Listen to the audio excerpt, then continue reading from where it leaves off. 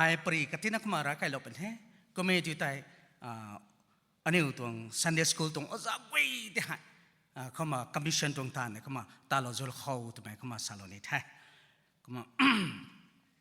ลัดกายไม่ทนกู้เป็นลัดตากายน่ะสนะแค่เหตุใช้ตัวตาขังกันให้มากกว่านี้จางคนนะไม่ไหวนะไม่ทนกู้ถ่ายมันไม่ปัวขัดเทแต่นะสักเราเรียวทำไมเข้ามาซาโลนี่เป็นตรงแท้อาศัยเราเข้ามาอันนี้ตรงคำตรง service เขาราลูนี่ไม่กัดติดนั่นไงมีก็ท้ออันนี้ตรงทีมเขาแต่อักมาติดนั่นซาลูนี่เท่อาจารย์นึกไว้สาบัมกันเทเนี่ยนี่ไงก็มีส่วนกับอันนี้กัดติดน่ะตีนิ่งเต่ากระโดดเราได้นี่ไม่ตรงไหนเท่มีทศพิโซด Second Timothy chapter 2 verse 21เขาแต่อันนี้ป้าตันทันบ้าไม่ได้เท่ให้แต่อันนี้ป้าเราได้เจ้าข้อ2:21 Therefore if anyone cleanses himself from the letter, he will be a vessel for honor, sanctified and useful for the master, prepare for every good works. แต่นะสามเมื่อแต่อันนี้ตรงทีมกายไม่แต่ทีละบัมเท่ก็มาอันนี้ตรง topic แต่ honorable vessel แต่นะก็มาเห็นละบัมเท่มีแต่ไม่ไหวนั่นเลยนะก็มาถ่ายในนี้บัมกันเท่แต่นะนี่ไงไม่เข้าใจไอ้ก็มาซาโลนี่ไม่ทดตุบิโซตุยแต่มีตรงล้วนของ Apostle Paul เลยนะซาลาไม่ให้ตุบิโซตุบิกันครับก็ไม่ได้ emphasize ไม่ให้ personal holiness and spiritual discipline ให้เขาแต่ก็ไม่ให้ลุงวันนั้นก็มา emphasize สุนิพิจารณ์ถูกไหมนิวเขาให้คุณนั้นbelievers อาคาสุขเนยตัวเดียวทอ separate themselves from sinful behavior ให้ให้ Apostle Paul นะลานีไม่ไทยคุยเจ้ากำกับเขา letter ตัวนั้นสาบไม่ไทยตัวบิดโซ่ตัวเดียวทอ dishonorable อันนี้เลยนะสักห่วงสโลนุมากมายก็ไม่ได้กระทวงhonor สโลนุมากมายให้นั่งไว้เขาตัวนั้นอันนี้จะดูปะเท่าก็ไม่สู้ที่มีผ่านแต่ they become honorable vessels ไม่ก็ถูก sanctified ready and useful for God's work ให้ตัวความเท่ได้ไงให้ก็ไม่ถูกใส่คุยกงบ่ไม่ก็กวยให้นั่งนิ้วให้โอซาดีไทยกลัมก็เถอะอันนี้ตรงโปรแกรมแต่ Vacation Bible School Teachers Orientation Teacher ตัวเด็กสายตัวดินเป้าดินไปดิไทยนั่งนิ้วให้เต่าเขา Students นำให้ดินเป้าดินไปดิไทยให้กุมแจงคนน่ะใส่อารีนาซาโลนี่ไม่ปอยกันไหนนั่นไงมีกี่เถอะตัวบิโซตัวเด็กทอนางไอดินเป้าดินไปสุกันเทดิฮะTeach the children from your life ทำไมก็มาซาโลนี่ตรงไหน Teach the children from your life มีก็มาทุกตัวเป็นสองตัวอันนี้ตรงกี่ไอเดียคุยซาโลนี่มั้ง Children learn best by example Our lives must reflect what we teach เฮ้ยเด้ออันนี้ว่าเราหนึ่งไว้ให้ซ้ำนะดินนะบ่มีตะขังสว่างตัววิสุโบตัวประการขอบอันนี้เทียเรียกแต่เจ้านะกันอยู่ไม่ได้ลาบละเวปิวเวแต่สัตว์ให้ก็ไม่ได้ทุกอันนี้เรื่องซ้ำนะบ่มีให้อันนี้ปันตี reflection นี่ได้ตัวฮะซ้ำสาวกการขอไอ้ Sunday School อุจาเทตัวสาวเขากุมกวมการเขาให้ไอ้เรื่องน่ะปุยปูละเลียมบามไอ้เรื่องน่ะตุนีจังนี้ไม่ต้องตูบามไอ้เรื่องน่ะกายไม่ต้องตานไทยกวยแต่ก็มาตานบามป้านวลจนน่ะสาวไม่ต้องตานไทยกวยแต่ไอ้ตานบามงั้นนะอัตวัง student นึงกวยขังเทยแต่น่ะไอ้เรื่องน่ะกวยกระเสียบแต่น่ะสุบเมย์ดีแต่มีแต่ทอนาง honorable สมัยตัวเนี่ยนี่ nàng hay te biu mà gây thì thùng thay cũng sợ thì cái Allah nó quay hay thì bây giờ bộ anh yêu panti nè anh yêu panti ta giáo là na anh yêu để xăm mà mình khát xuống anh yêu tông lùn lung ta giáo là na cái yêu mấy tên là lesson là liềnเราthay đại liền là cái yêu là way thì mình tông nói thayให้ก็มาแจ้งคนนะอันนี้ไบเบิลก็สั่ง Philippians chapter 4 verse 9 ก็สั่ง Whatever you have learned or received or heard from me or seen in me put it into practice and the God of peace will be with you Apostle Paul เรนะ Philippians ไม่น้องไว้ก็สั่งตรงไทยใส่นี่ไอให้นั่นเองSunday school อุจาน้องไว้ก็บังใบเขาว่าไม่น้องไว้นั่นเองก็สาลในไทยใส่รักใครเขาก็ไม่ได้ไบเบิลคนไหนบ้างไม่ก็ไว้แต่สู้โลกกันไม่ไว้แต่ป้าโลกกันไม่ก็ไว้แต่นั่งนิ้วปันตีก็ practice สุดเท่าตรงไหนให้ไว้แต่สุขใครกันเองตัวนั้นใส่เดี๋ยวทอรักหวังเลยนะนางอาตาก็กันก็ถุยแล้วก็มาเลยนะดวงออกนี่ก็มีตัวทออันนี้ให้บิวไม่อาคาสุลาระอันนี้อุจาไทยตรงที่เราบังตรงไตเติลก็ได้พงบิวไม่ตรง vessel สุดในไทยตรงไหนก็นะ What children see in you sticks more than what they are told อันนี้เลยนะกันนี้ก็สานาเด็ดนะบ่ไม่ขังสวงอันนี้ตรงปันตีเขากันนี้เราห้ามไม่ตัวเลยนะกันนี้ขังเลชั่นได้เลยไงเดี๋ยวใส่เจไม่ไหวก็ไม่ตัวใส่Sunday school อุจาน้องไว้นั่นนิวแต่ดังนั้นนั่นนิวตัว church ตัวนั่นนิวตัว association ก็ไม่ได้ council ให้ก็เป็นแบบเขาแต่ดังนั้นนั่นนิวเราน้องไว้แต่เด่นเป็นเท่ให้ก็เป็นอย่างไร first you have to be honorable person นางไอบิวไม่อาคาจะสุไรขังเท่นายก็เกยนายเท่ก็ไม่การก็เลยนะอันนี้ให้บิวไม่ตรง vessel ส่วนกันนิวขังเท่อันนี้เนี่ยซ้ำเราเดี๋ยวเราดังงั้นไม่สุดนี่ไอ้เดี๋ยวไม่มาสาลนี่เท่ให้ก็มา Proverbs chapter 22 ตัว verse 6ก็ได้อันนี้ถ่ายตันtrain up a child in the way he should go and when he is old he will not depart from it นั่งเลยนะไกด์ไม่ทวง biblical สุดไม่ทวงนั่งปันตีตัวแหละคันนี้นั่งตรงดิลไม่ตายต่างกว่าคันนี้ตายนั่งตรง Sunday school ตรงสัตราสัตรีไว้ตายได้เท่าบางครั้งนี้เบี่ยงนั่นนี่ตัวมันแค่ที่ตรงไหน training is not only instruction it is modeling นี่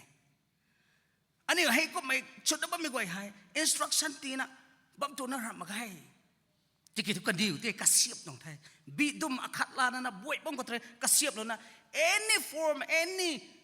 style คนนั้นกระเสียบเหล่านี้ไม่ตรงนั้นไหวที่นางกระเสียบก็บางตรงไทยใส่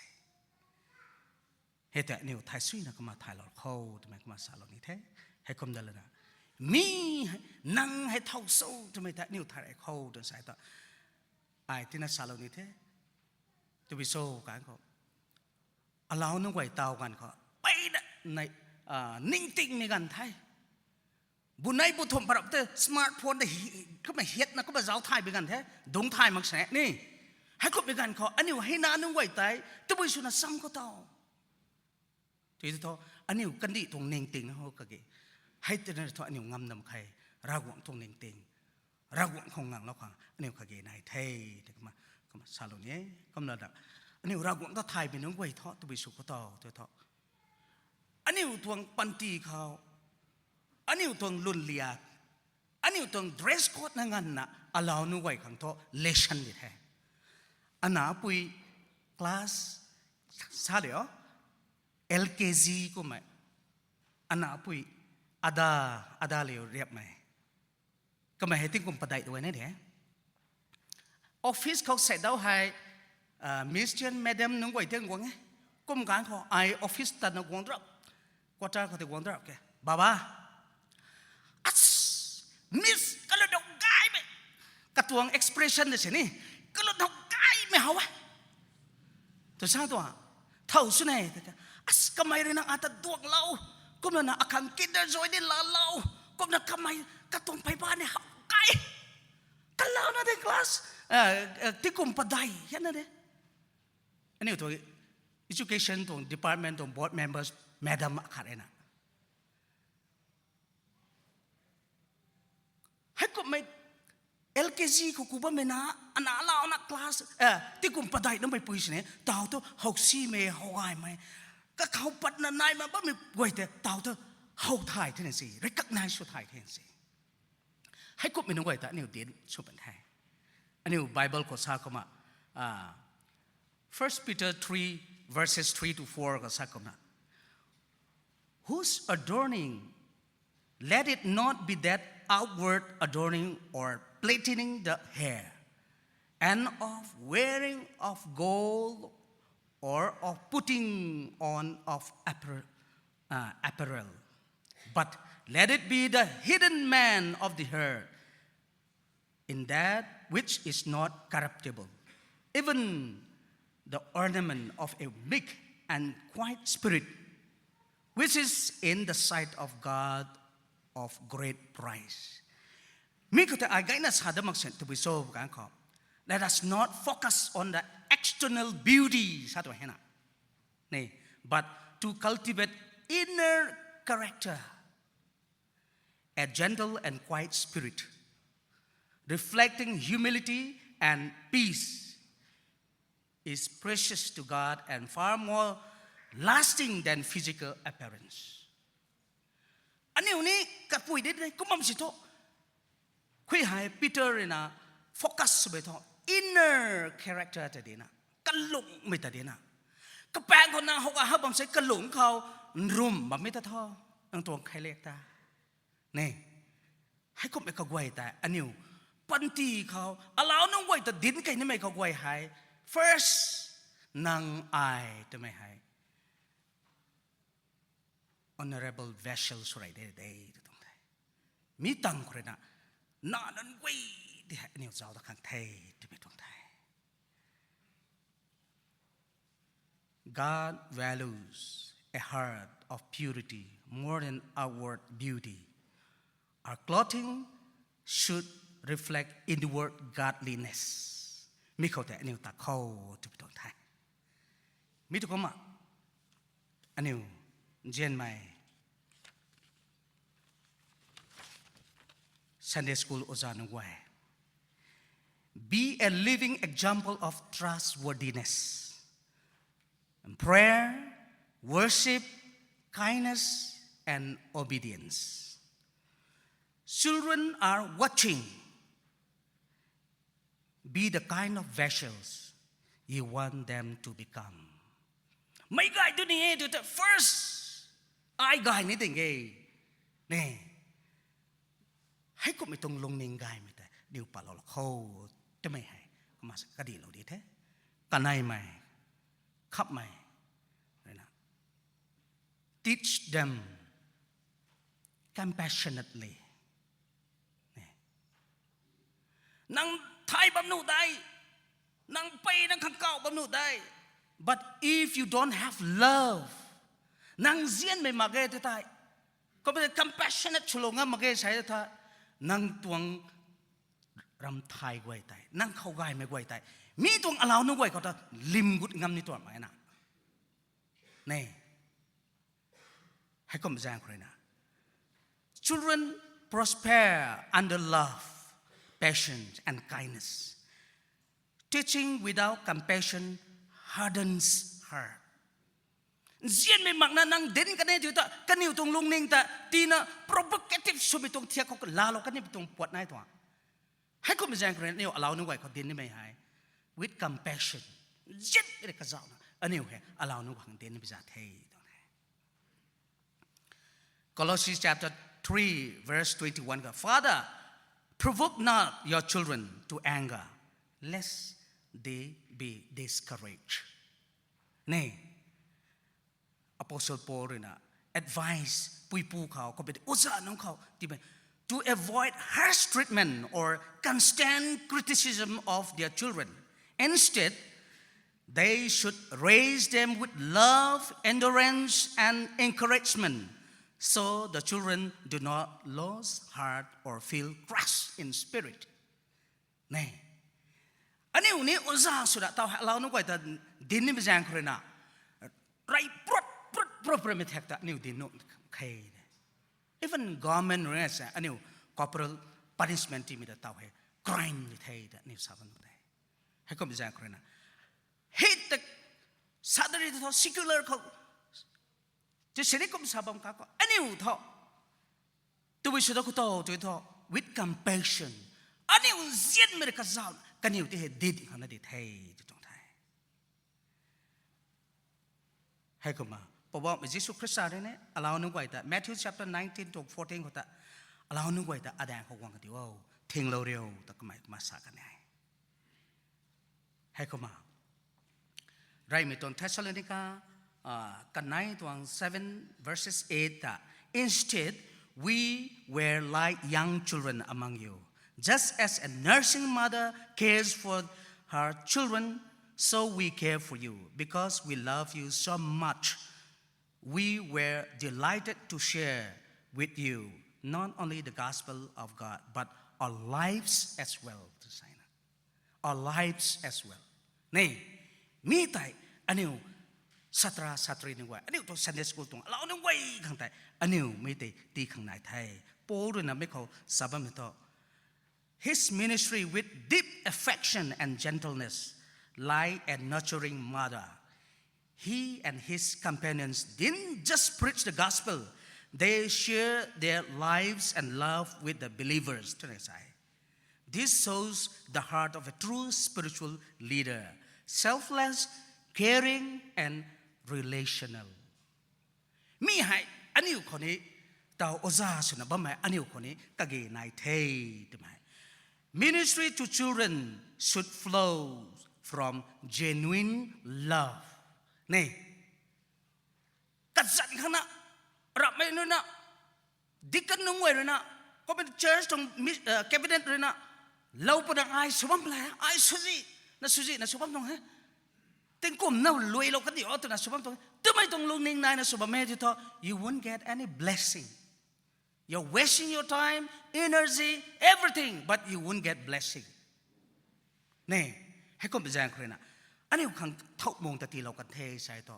อันนี้ก็สั่งไหนเส้นไม่เลยก็เจ้านะกวางท่านไม่ต้องกินนานนึงไว้แต่อันนี้ก็เสียงขนาดเทที่ตัวนี้ให้ก็มา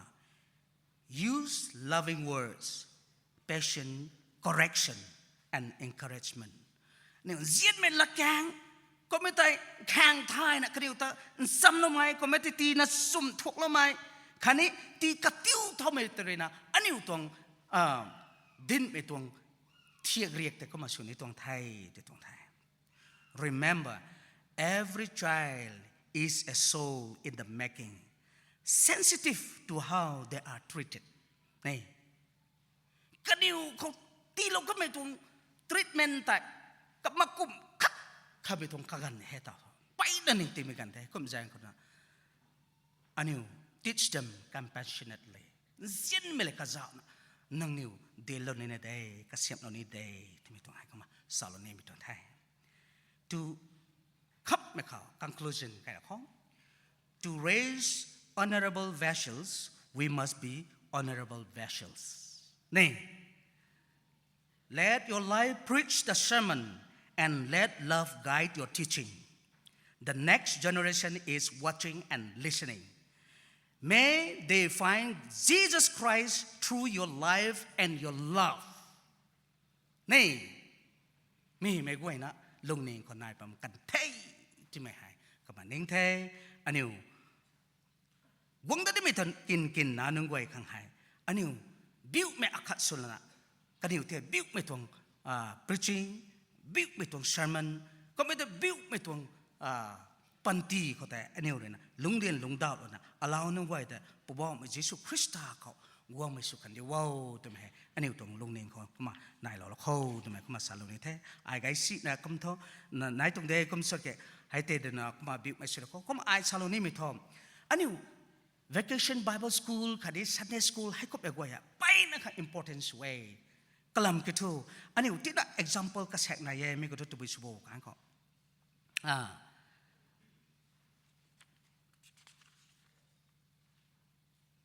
D.L. Moody ฮะเท่าโซ่ตัวประกันครับ 19th century เขา evangelist ไปนะครับกัดสันตันไหมระวังเลยนะพิวซีนะพิวแล้วไม่มาใส่อาคาไทยก็ ก็ไม่สู้ที่ก็ไม่ให้ Sunday School teacher ตวงลัดแกงลูกแกงซ้ำลมหระ it word gimbal จนซับไม่ปุยเลยนะก็ไม่ต้องปูเลยนะกัดที่ให้จำจุยนะจำเรานะก็ไม่ Christianity ให้ embrace เลยนะก็ไม่ให้เพราะว่าไม่ใช่สุคริสต์ตวง minister ใกล้อาคัดก็มาสาบกันตรงไม่ต้องไปคุยโซ่ Sunday School ก็ไม่ต้อง BBS คุยนะก้าวกันตรงไงก็ไม่ต้องใส่นางนี้ไอ้นี่ให้ก็ไม่ได้ก็เสียบปากข้างใต้อันนี้เขาระวังเลยนะปิวโลวิแต่อันนี้ก็เสียบปนุษย์ที่ไม่ต้องก็มาสาลนี่เท่ให้ก็มันนะ Mistress Henrietta Mayer สบายไหมฮะทอกโซ่กันของ Presbyterian ไม่ต้องSunday School ตวงโอซาขัดเท่โปรแกรมเมอร์ขัดเท่ Christian Educator ขัดเท่ให้ก็นะมีนว่าเดินดิลโลสาลมิกจางคนนะตัววิสุโบกันก็บิลลี่กราฮัมบิลไบรท์ให้ก็ไม่นึกว่าให้กับปันทีคริสต์ขังกัดกุลนะคริสต์ตลาดตรงนั้นให้ก็ไม่สุดจริงๆไม่ต้อง worldwide เขา evangelism ตรงต่างก็เป้านะ local คนละ worldwide เขาก็มา evangelism ตรงต่างให้ต่างก็ไม่ตัววิคนก็เขาบอก Sunday School BBS ก็เขากันได้ตรงไหนให้ก็ไม่จางคนอันนี้ไทยเราเขาก็นะYou are not just teaching a lesson. You are planting seeds of eternity in tender hearts. นี่ไม่เห็นนิ้วไทยหรอกเขาให้คำนั้น A VBS teacher touches a life forever by pointing little hearts to Jesus. นี่ Teaching children about Christ is the most eternal investment you will ever make. ก็ไม่ใช่ BBS teachers are builders, not of buildings, but of faith. Every Bible story you share may become a child's turning points towards God. Hey, ko peka gway hai. Jen mai atwang evangelist dithay ta ai thona niu ta la thai. Missionary dithay ta niu ta la thai sai. Oza so na ba me gway hai. Pastor na roi evangelist นั่นไร missionary นั่นไรกายสัมตัดขนาดใครนั่งอาศัยวงมันไม่ก็ไหวให้นี้อันนี้กายสัมตรงต่างเขาเราหนูไหวขังกันนะอันนี้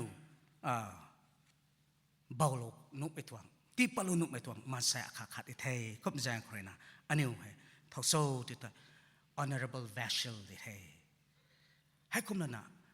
มีก็ไม่กระเสียบประดักอันนี้บ้านคนไหนเทยตัวไปตรงแท้เขาอันนี้ตรงปันตีใครนะก็ไม่แต่อันนี้ตัว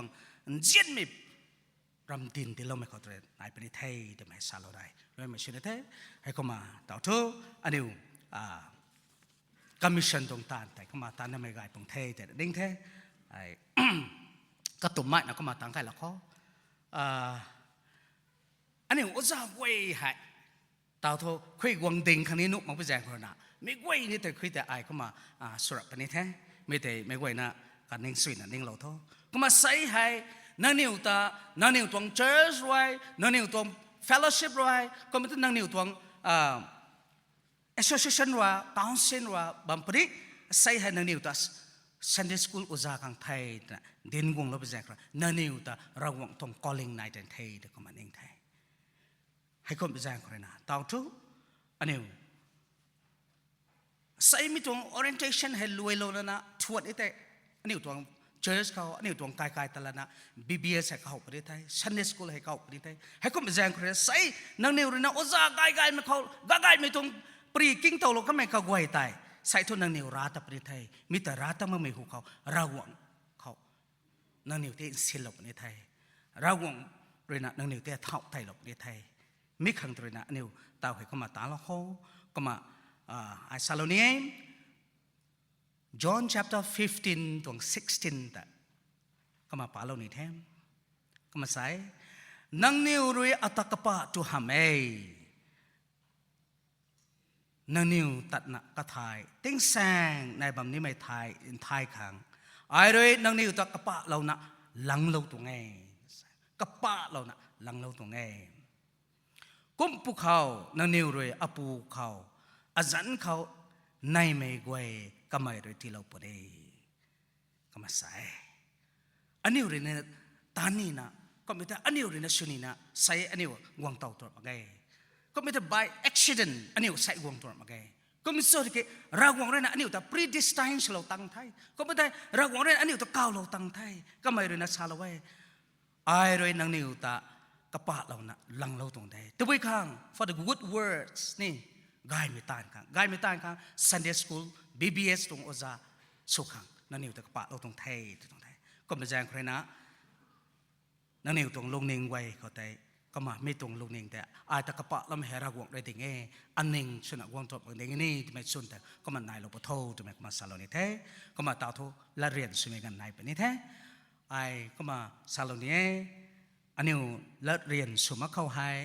เรียนไหมใส่มีตรง BBS ตรง orientation ข้าง teachers orientation ข้างตัวน่ะวงเด็กบ้าไม่ก็กวย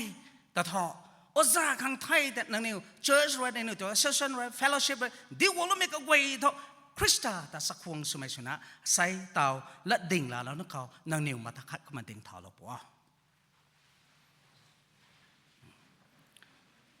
teachers orientation ข้างถนัดวัวมาไม่โอซาข้างถนัดวัวมาไม่ก็กวยแต่ไปเท่ไปนักวังสุยโลนะวังเราไม่ข้างตะทวนกวยเข้ามาไอ้ด้วยนะไม่ตวงลัดให้ก็ไม่ได้ไม่ตวงลัดเรียนให้อันนั้นสักไก่ประการเขานังนิวเลยกวยอันนิวกรัมนิเทจะไม่น่าท้อดาวโลนะปัวจะไม่มาสาลนี่ไอ้งวยอันนิวกรามนิเทจะไม่น่าให้ก็มาดาวหลบวัวก็ไม่ตัวใต้กัดกุดแล้วไม่ตรงรัสวยแต่ก็มาสวยแล้วนะอันนิวก็มารวยตัวขังก็มาก้าวดอกแล้วไม่ declaration แต่ก็มานายละเว้ยตัวใต้อัตวงเด้งกันก็มารวยไม่สุดเป็นได้ก็ไม่จะทั่วมันใส่ตาเจ้าได้ท่อ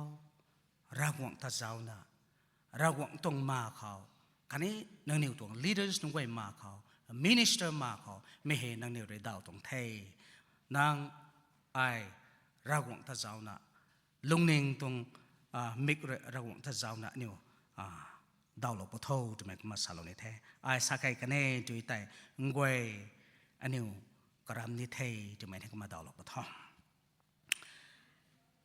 อินซัมโลไม่ตานคางนางนิวตาเก่าโลไม่แจงรวยรากวังรวยข้าโลไม่ปานรวยนังนิวเขาสิโลไม่ตานแต่ลุ่มนูไม่สุนัตานขังกรัมนะตานแบบนี้ทานังนิวรวยซ้ำโลนี้ไม่แต่ซ้ำดานไม่เขานังนิวคลาสละไม่เขาคันนี้รากายกูไม่เขาลุงกุนะกรัมแบบนี้ทา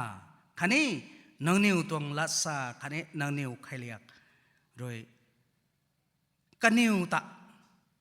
อาลาวน้องไว้ตะคริสต์เขาพงวังขังกรัมนิทาทวนกูเทนังนิวตวงลัดดาวไว้ก็แต่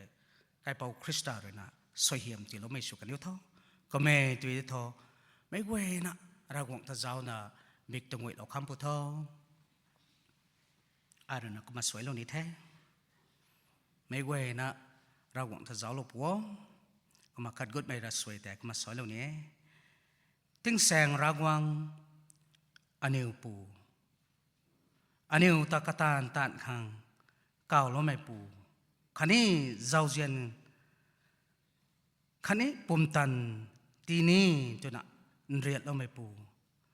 Vacation Bible School โอซานุนสุนะนางตวงเชียมรอยตานขังอันเต่านางเขากากดเรานะบ่แม่กันนิวรู้เขานางเจ้าไก่เรากันนิวเลยซ้ำเรานี่ไม่ดวนกระทุยเขาแต่นางทุกไม่นางตวงลัดกระบะไว้แต่ซ้ำดินงำขังกันนิวเขาเน่งเตียงตักที่เราคันนี้นางตวงซุปไม่แต่กระทายขังคันนี้เดลาขังลักไม่มากนะกันนิวลงเนงเขาตีละว่านางตรงบุแมงกันนิวเขาตีประดิกละว่าคันนี้กันนิวตานแต่กระทายไกนะอันทายขังสวยเหี่ยมละว่ามีปุยนุนคันนี้โอซานุนกันนิวลุ่มนุ่มไหม คันนี้ลุมเล่าไม่กระทุยเขาให้นี่สวยเหี่ยมละว่าคันนี้คริสตาปันตีใครเรียกแต่กันนิวปันตีเขารวยคันนี้กันนิวใครคุ้นเขารวยลงเรียนเรางำขังขาละว่าซ้ำละว่าคันนี้ซ้ำเรานี้ไม่นุนเขานี่กระบะไทยไหมคันนี้ลัดปิ้วไหมบุมังที่ละว่าอันนี้อุคังซ้ำเราไม่ปูไก่เป่ายิสุคริสต์จันขรอยเอเมนไอ้เท่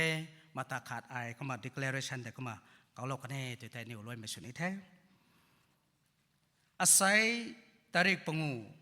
จุน2025คริสต์ตัวติงมิเขานังนิว vacation Bible school ตรงโอซานุนตะปูรากวัง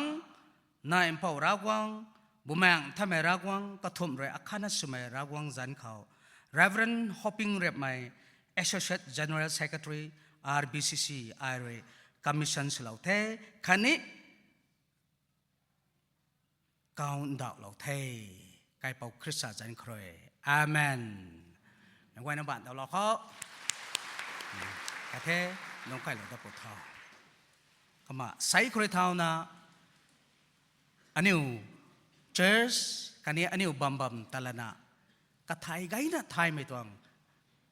honorable vessel นึงไว้สุดเท่าแต่นะราวงจันครอยสวยเหี่ยมเราเทตันไก่ตะละนะราวงเหี่ยมที่ดาวตะเท่าก็มาไม่เขาเลยนะอัตวังปรีคันนี้ด้วยไม่ commission ตรงตาเห็นไว้เราเทไม่ไหวนะเขาราวงทศยามได้ไม่น่ามีสุกันในเท่า